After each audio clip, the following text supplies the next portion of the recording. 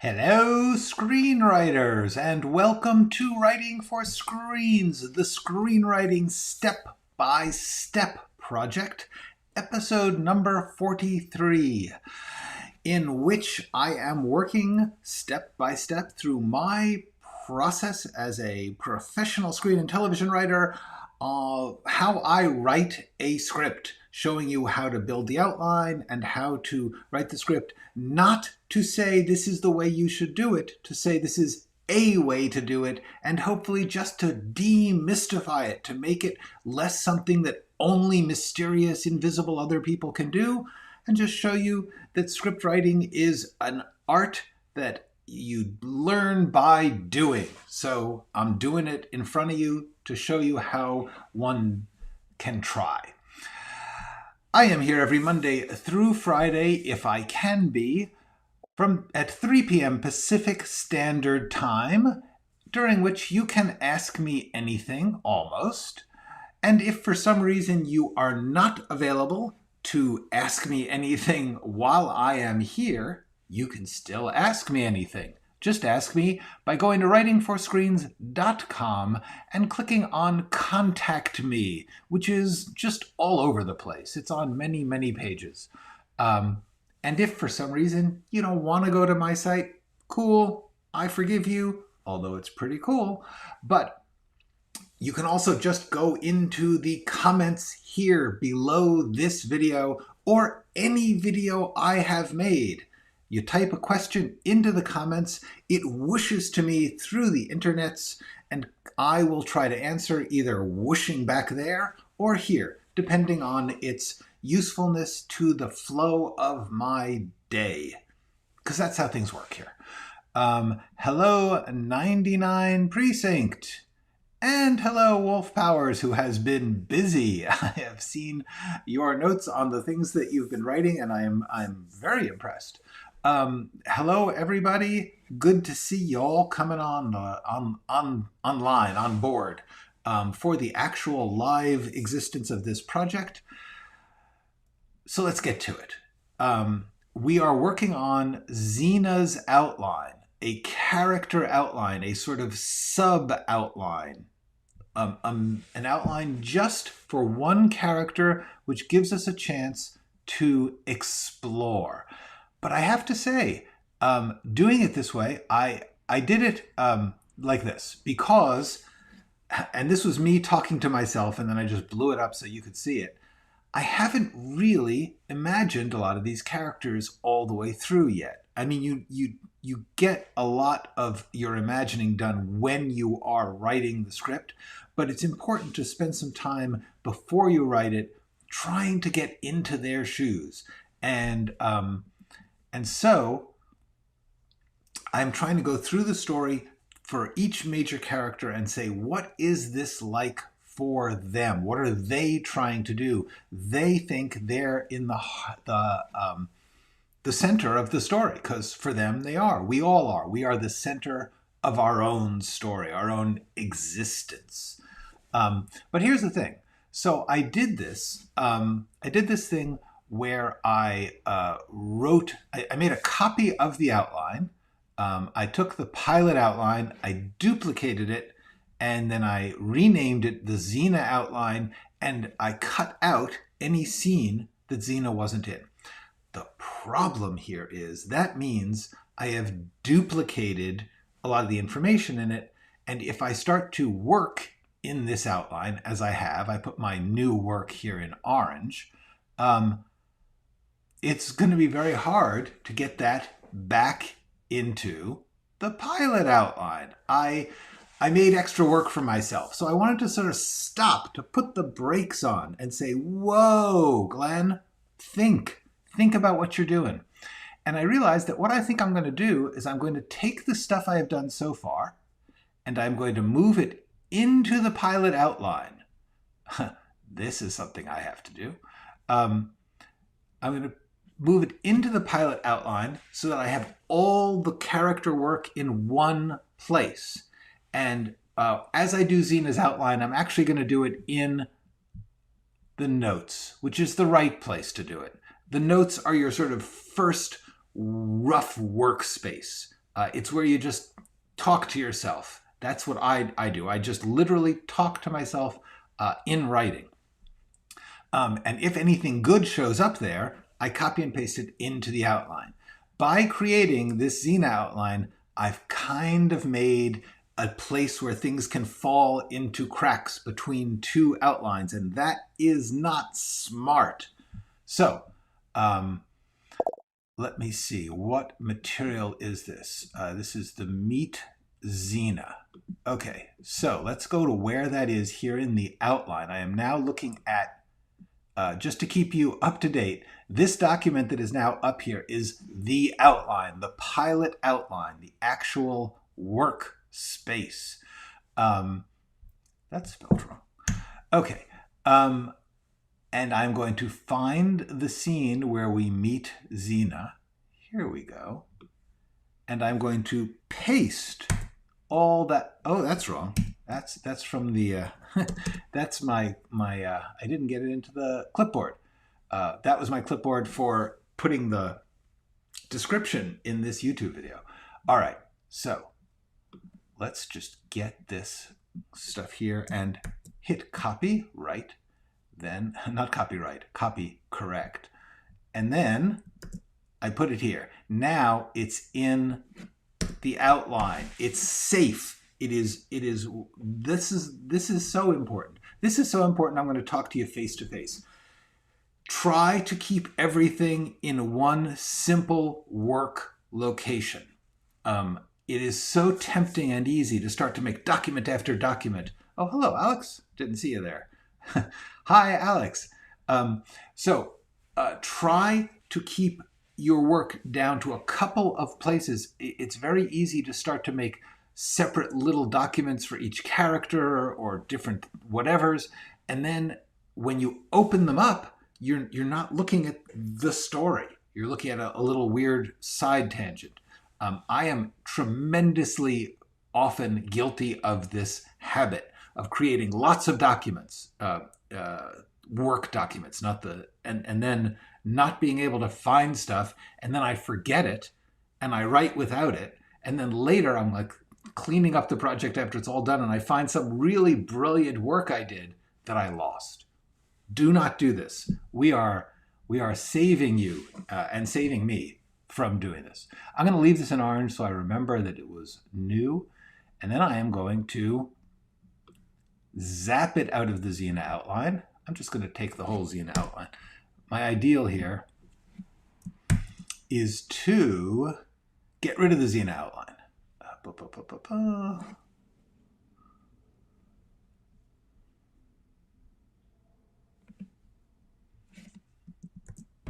There we go. Look at that, another piece. I hope this is not boring. I think it's interesting to actually see me do this crap. All right, hold on. So that now. I almost cut it out of what I'm going into.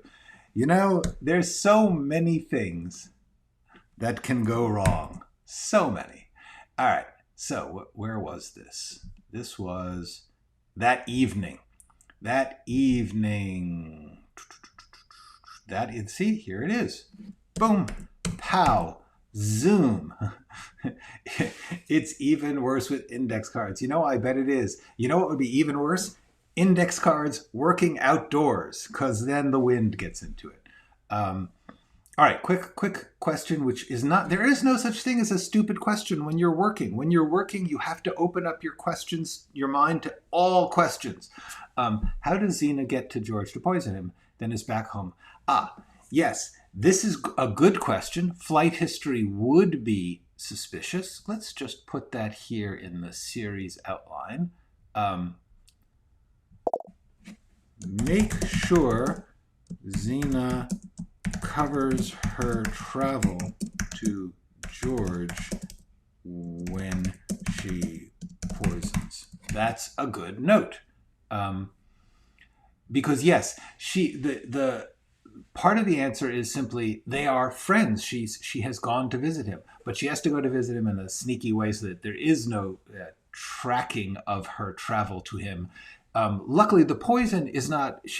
the poison is something she leaves there, which knowing that eventually he, at a certain time, he will open it and eat it. It's in something, and it's sort of a time bomb. And we will think about the details of that. But that is not a stupid question. There are no stupid questions. Okay. Does she have a really decent break-in artist that she hires to do the work over the dark web? Yes, that is not impossible. Although I tend to like the idea of her doing it herself, partly because the more people you involve in your plot to murder, the more ways it can go wrong. And I think she's smart enough to know that, and she's also wealthy enough and privileged and free enough to figure out ways to do things on her own because she's got a lot of resources. So that is my take on that. So let's get rid of this. See, we're getting rid of things. This was the last thing we did in the Zena outline, which means I can close the Zena outline. I can get to Domdowski, and we are back in business. And now, just watch this. I am going to take, almost took the wrong thing. I'm going to take that and I'm going to move it to the trash. Look at that. We have cleaned up our work process. And this is what I want to teach. Learn how to keep yourself clean in your work. Have relatively few documents, if possible. I really, really do suggest this. Okay. Oh, is it really the 20th? Interesting. Okay. Oh, by the way, this is just something I thought of yesterday, like at 3 a.m. or something, jotted it down, typed it into the notes when I woke up.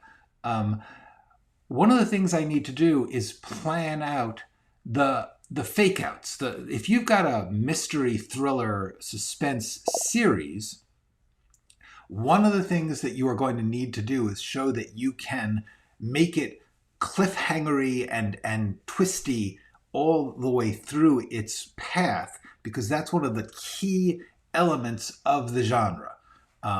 And so I need to figure out some basic, you don't have to know every detail, but in order to finish this presentation, in order to not just write the pilot, but to create a sort of document that suggests the rest of the series or season, I'm going to need to come up with some fake outs, some bad leads, some just that's how this works. You have to steer people into wrong directions so that they keep working the case along with the story and the characters.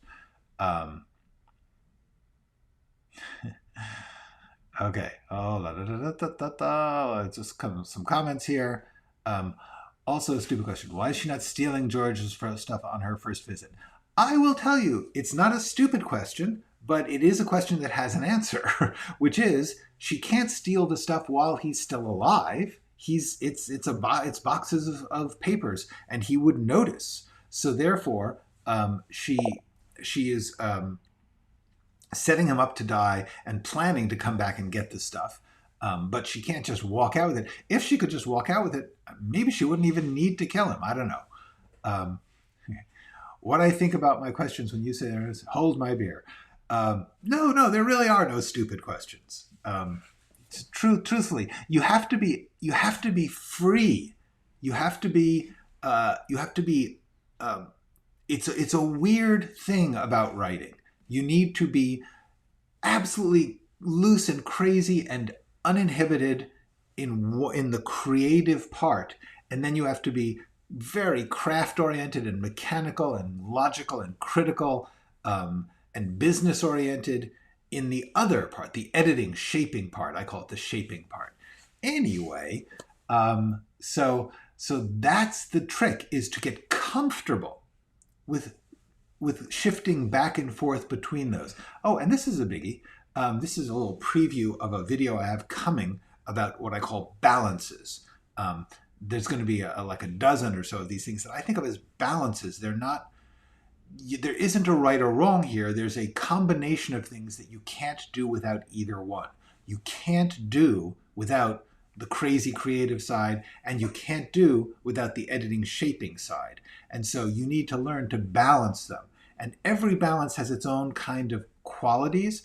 The one thing about this particular balance, the creative slash shaping, is you don't do them at the same time. That's the one thing. Don't try and do both at the same time. Say to yourself, I'm doing this one, I'm being creative, there are no stupid questions, or the shaping side where you go, that's a stupid question, we all know this answer. That's how you do this game. And the thing you want to practice, you want to keep, is how fast and comfortably, unstressfully, you can switch between them. That's the name of the game as far as I am concerned. And yes, Burgundy, it is not red herring time yet, but I made the note, we need a red herring time. Okay. Final thing I'll say on this. Part of the fun might be seeing Zena in a ton of different locales, investigating stories, setting up everyone other's crimes. To a certain extent, that will be true. That's interesting. She will be more mobile than the others. Yes, that's not impossible. I will make a note of that as a possibility. I'm trying to think of where to put that. Let's put that, hold on. Let's put that in the series outline here. Possibly she travels a lot, constantly looking for stories and connecting with people, and also as a would-be influencer, just giving herself great backgrounds. Yeah, that's an interesting thought. Okay, I will set that aside now and go back to this. I do the writing at the same time. If you can do that, bravo. I can't do it. I don't know many people who can. So if you can do that, groovy. I find myself, sometimes you can sort of micro move. You're going back and forth, but I can't do both at once. All right. So now let's talk Zena, because here, you see here, I made a brief sub outline of Zena's outline in the pilot. So I can work here and all right, so what I'm going to do here, okay, this one we've sort of established her life style. Show her as helpful, eager, confidant. So these are things that we are, there we go.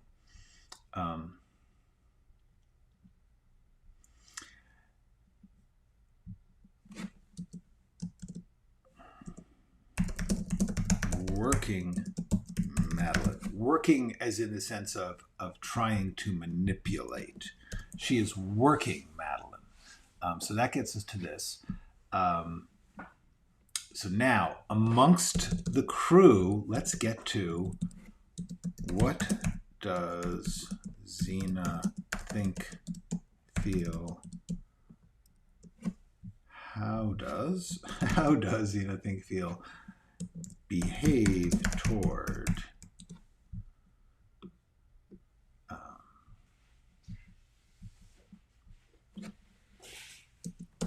Dundosky, Norman,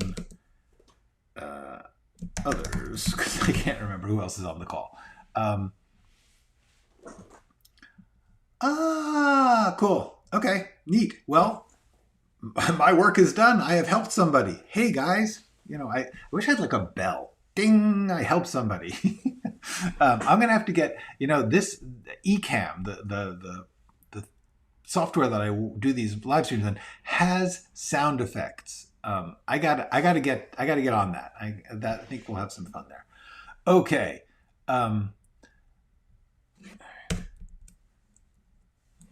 She is very flattering to Dondowski because she thinks he is an idiot, but also he is scary.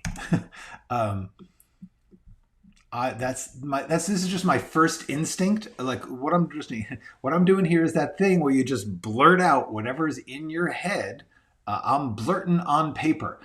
Once again, I cannot stress enough how important I think it is to just get things on paper. This is why I just try and write everything down, including notes, talking to myself on paper. I think she is dismissive of him. He is old and has old values, and she can't get much from him.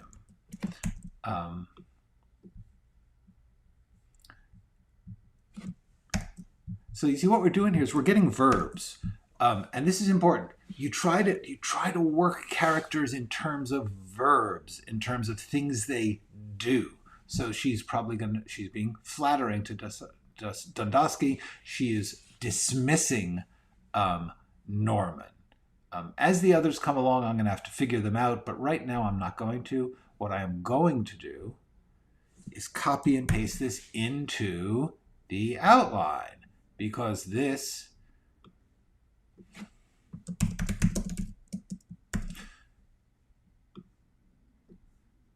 is how we roll. Sorry, guys. There we go. Okay. When I get the color thing up,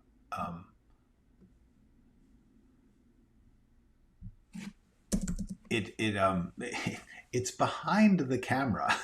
I've got a camera here, obviously, that I'm talking into. It blocks a very small portion of my screen, but it happens to be the part where I choose colors.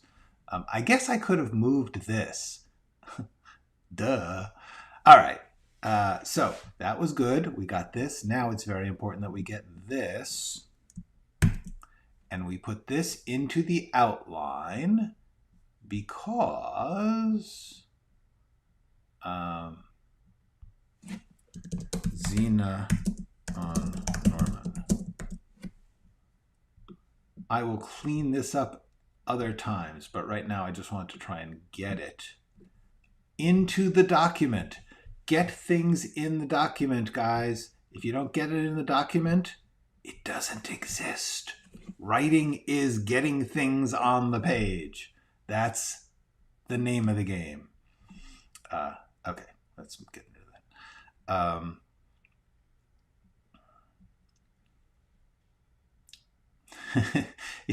Yeah, I like Dundosky too. He is a real go-getter.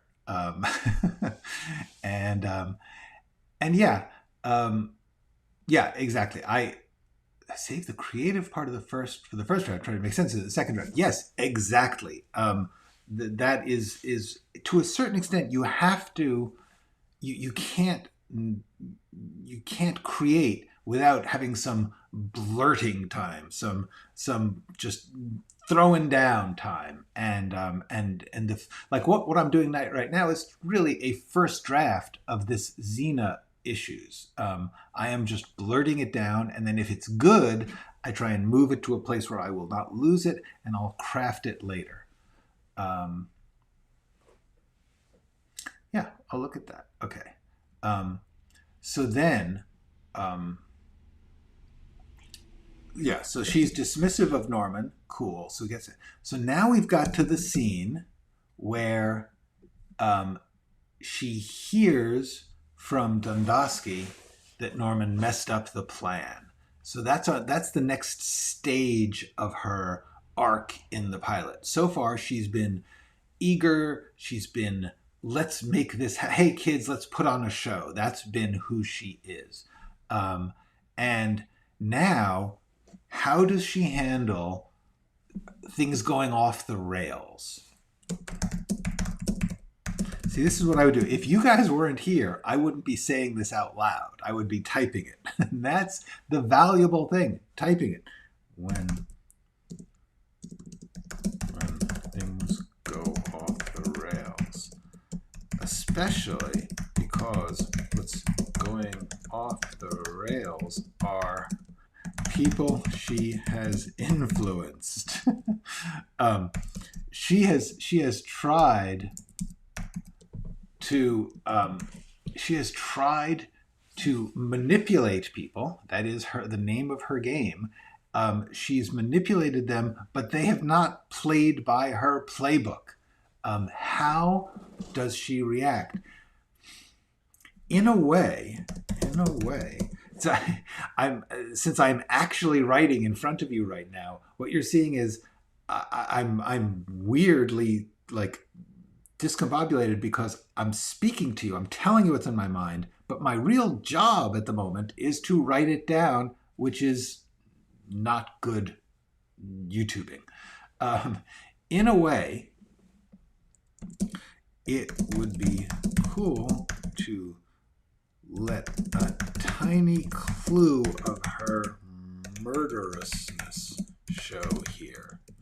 I don't, the question is a bit of private violence, self-harm, coldness. That's the thing. She's not very cold. That's it. That's an interesting, because it,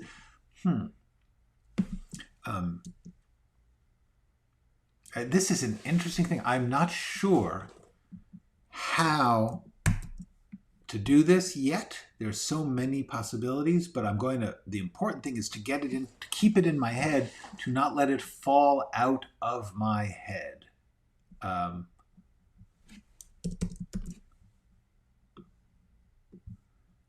Okay, so I am putting a note in here. I'm putting it in as a question because it is not yet formed. Ideally, yes, exactly. Tantrums is a possibility. That's what I meant by a bit of private violence. Actually, I was in my language, in my talking to myself. That's what I was thinking was like, what if she has a little bit of an outburst here of Zena's.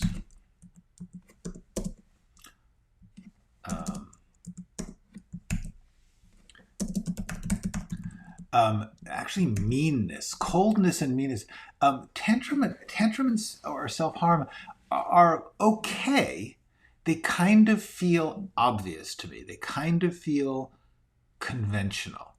And I, as a writer, I tend to like to think, what can I do that they ain't seen yet? Because as an audience, that's what I like. I love when I see something and it's like, I didn't see that coming. I didn't expect that. I haven't seen that before. So I'm tending to think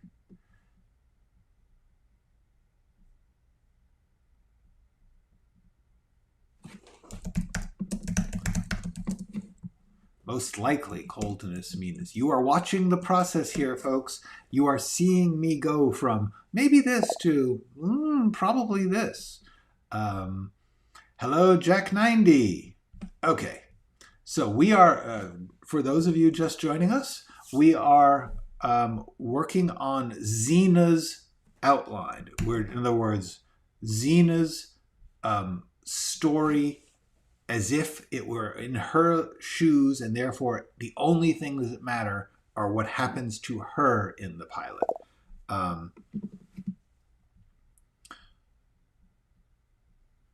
Self-harm would be selfish of her, though. Her violence is rather external. Yes, exactly. That's exactly. Well, what I was thinking was that her violence might actually be kind of calculated. Like she may have no emotion behind it. This is actually interesting stuff. I think she does not do violence out of anger or emotion.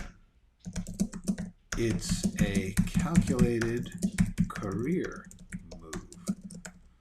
Sociopath much? So I think that what we're doing here, that so when things go wrong, she is not violent. Yeah. This isn't even an I think. This is an I decided. This is a yes. I agree. Thank you, Burgundy. I agree. It's a question of how we're defining a character. And remember, this is important. This is face to face. There is no right or wrong. There is no actual character. One of the things people say is like, so and so wouldn't do this. Like, no, that's not true. That once you have established certain facts of the story that aren't going to change, then that becomes the defining characteristics of this person. But you are in control. You are in charge of everything. Everyone is different. Every character is different. So you can have them be any way that you want to choose and commit to, and then make consistent. That's the key. You need them to be the same person in all of their scenes. That is why these character outlines are really valuable, because now that I'm making a choice to say her violence is never out of emotion. That's going to be a defining thing for the rest of her scenes. But this is interesting. Okay. In fact, I am going to put this in the overview as well. See, the overview is where we keep big facts about people. This is where we keep the core. Don't forget this. This is who this person is. And so if there's something that's really juicy and like I feel, oh, now I know them a little better, I can guess what they're going to do because of this. I'd like to put it in the overview as well as in the outline. Psychopath and Luther is really cool. Kind of love that. I keep blaming the name. That's interesting. I have not. The second part of that was interesting. It's both interesting, but I meant the interesting in different ways. The Luther thing, I have not seen Luther. I've heard it is great, and it is on my list. My list is really freaking big. There's just so many things to watch. But the whole, I keep blaming the victims. What did the parents do to deserve it? Yes, it is important to decide what your take is on this. Like, are you going to blame? Are you going to analyze and critique?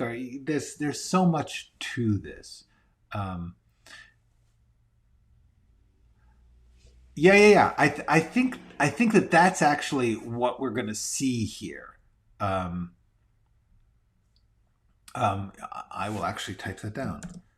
Kind of like an algorithm rerooting. It's like the GPS. The GPS. Yes, and definitely like Hal from 2001. I mean, but that's deep. That's buried.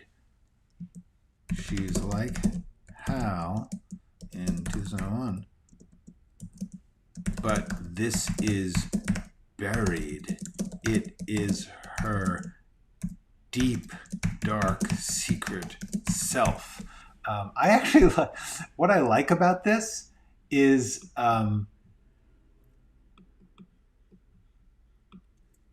okay. I'm sorry. I'm working as I speak. And look at how, this is why I don't drive. Okay. Here's the thing about this. What I like about this is it's so usual for a character to bury their most emotional things. That's the image that we have of people, especially since Freud, the belief that our true self is the animal self, the one that we are repressing.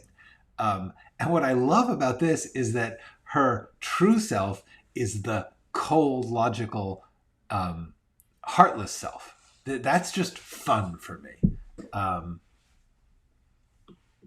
so we're going to put that. Okay, we're going to put all this in the overview so that we don't lose it. Okay.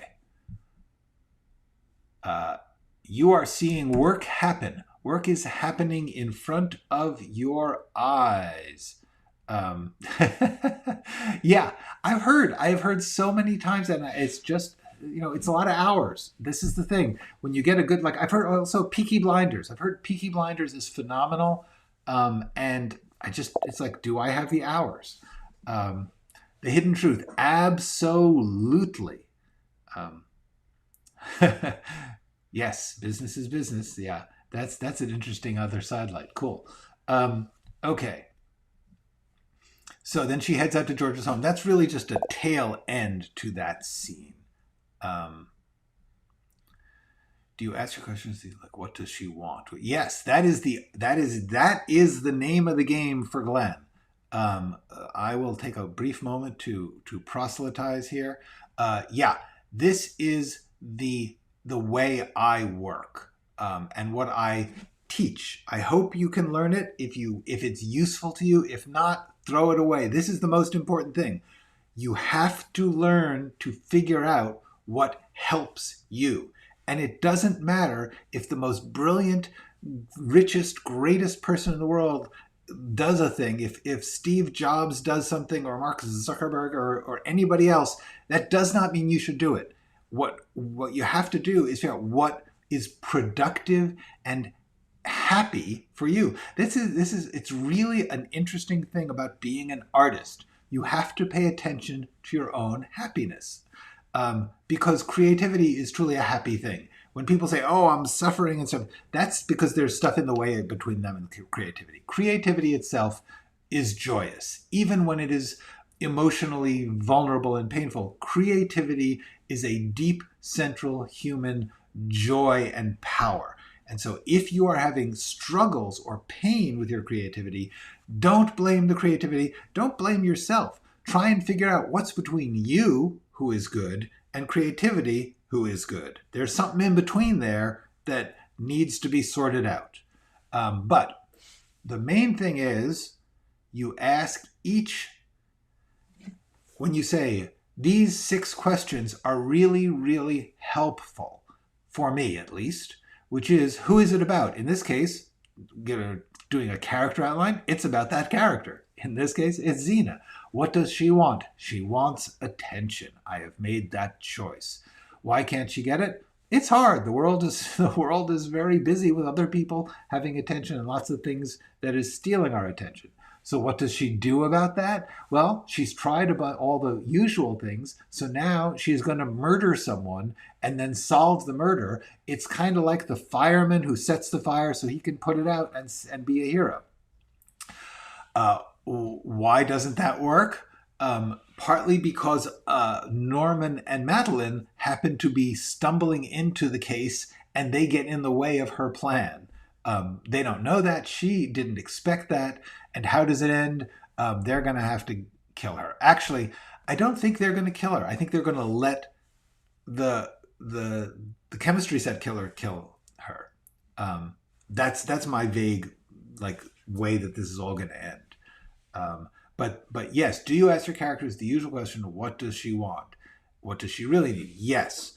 That want and need thing, that's a sort of a deeper question. There's behind the story want, the thing they want in the story, there will be a larger drive.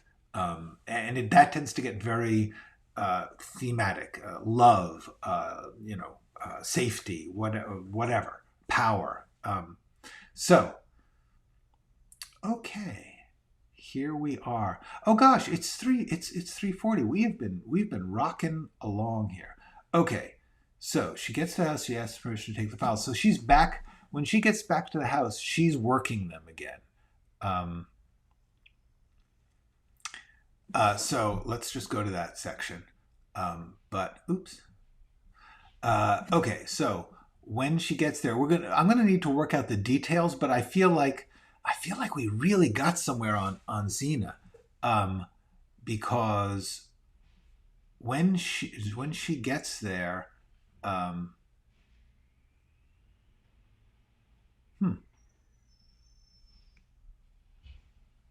this is interesting. Zena is working them. We're at this later scene. She is back to her chipper, manipulative, likable self. Her main action is to get involved in the love story. Okay, this is really important, and I just thought of it this second. You are seeing, can you see the smoke coming off my head? Sparks. When she comes in and finds out they've slept together and they're both there, and it's like things are, she moves into, she reads the room, sort of like the Terminator. She has her like little scanner on, and she figures out the emotions, and she figures out the play that's happening here between these other characters, and she takes the role which I had given her a long time ago. In the overview, I had said that Zena is, wait, let's find it. Let's find it here. Here it is. She is also the rom-com sidekick. She plays the role of confidant, of that best friend in every rom-com who says funny things but is also really helpful but seems a little more pathetic. And that's who she is, and that is a game she is playing. Oh, this is so clever. I'm loving this. Okay, so let's get back to the pilot outline. This is where she reads the room and realizes that there is a romance blossoming between these two obstacles to her mission. So she assumes the role of rom-com friend and confidant. Wow. I'm happy and proud. This is great. This is so cool. You folks, you are seeing writing actually happen. I know things about Zena that I didn't know before because I did the character outline. I went through her story just trying to think about her story, and I've discovered so much about her character. I feel like I can write her now. Before, she was just a mechanical device and I didn't really know her. But now, with these 2 or 3 choices we've made in the pilot, this is a person. I know this person. I recognize this person's operating principles. So yeah. So she's a copycat. Yes, she is exactly a copycat. No. She's fine to be a copycat. Is clever because what she's done is she's found a bad thing that she needs to do, and she is going to use the chemistry set killer's MO, which makes her more interesting to the world. And that, yes, she's absolutely willing to share the spotlight because she's not going to share the spotlight. She's going to take it from him. She is going to use the copycatting to break him and become the one who caught him. So yeah, I get that. Yeah, cool. Okay, so we have time for a random question, so I'm going to take it. Okay, let's see. In a thriller, how often should the tension be revved up? Apart from some sort of violence, are there other ways the tension can turn into suspense? Yes, and yes, and yes, and so many. This is. Oh, I love this topic. Let's just do a few minutes of thriller talk here. The first question is, how do you rev up the suspense, the tension? In a sense, you're always looking to do that. And the first way you do it is by figuring out what the tension is about. You don't just randomly pile on different types of tension. That is a cheap trick, and it doesn't really get the audience. What gets the audience is to understand the basic problem. Like in this story, the basic problem is that two outsiders have been dragged into a situation. That's the core of the tension. These people who got into this for personal reasons, having nothing to do with wanting to be involved with serial killers, have suddenly been made targets of a serial killer, and they have to fight their way out of that. That's the core. That's like if somebody said to me, "What's this about?" That's what it's about, plot-wise. And so once you know that's the story, you know how to focus your tension, because the tension is going to be on these two characters, on Madeline and Norman, and how they have things coming at them. So now you start to brainstorm. What things would be bad for them? What things could threaten them? And I'm not doing that now, but I will be doing it because that's all going to happen after the pilot. Right now, we're just getting the pilot to work. But yes, for the series outline, I'm going to be trying to brainstorm and come up with some basic ways, just like the red herrings. We need to come up with the tension set pieces, and that brings us to apart from violence, what are other ways that can turn tension into suspense? The answer is uncertainty, not knowing whether to trust someone.